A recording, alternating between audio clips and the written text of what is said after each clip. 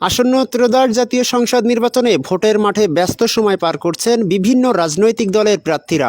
তারই ধারাবাহিকতায় ধানের শীষকে বিজয় করতে ব্যাপক গণসংযোগ করছেন যশোর-৫ মনিরামপুর আসনের আলোচিত বিএনপির মনোনয়ন প্রত্যাশী চালুয়াহাটি ইউনিয়ন বিএনপির সভাপতি এবং সাবেক প্রয়াত মরহুম মোহাম্মদ মুসার জ্যেষ্ঠ সন্তান কামরুজ্জামান শাহীন।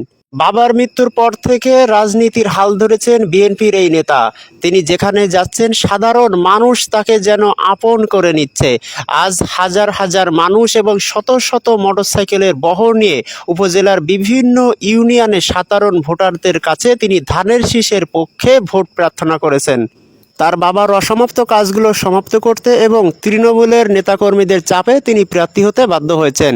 কেন্দ্রীয় নির্দেশনা অনুযায়ী যশোরে ৬টি আসনের মধ্যে ৫টি আসনে বিএনপি প্রার্থীর নাম ঘোষণা করলেও যশোর-৫ হোল্ড করে রাখা হয়েছে।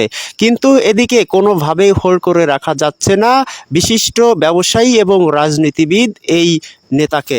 আওয়ামী লীগ সরকারের আমলে ১৭টি মিথ্যা মামলার আসামি ছিলেন এই নেতা। তবুও তাকে থামিয়ে রাখা যায়নি। বাবার মৃত্যুর পর থেকে আরও যেন সাধারণ মানুষের মনে জায়গা করে নিয়েছেন এই নেতা।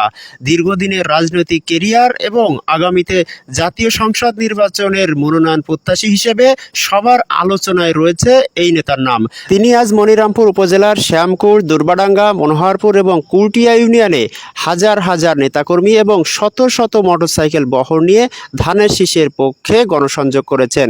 আগামী সংসদ নির্বাচনে যদি এমপি নির্বাচিত হন তাহলে ভবদহবাসীর দুঃখ স্থায়ীভাবে সমাধান করবেন বলে সাংবাদিকদের প্রশ্নের জবাবে উত্তর দেন এই নেতা। মনিরামপুর থেকে উত্তম চক্রবর্তীর পাঠানো তথ্য ও ভিডিও চিত্রে মনিরামপুর নিউজ ডেস্ক।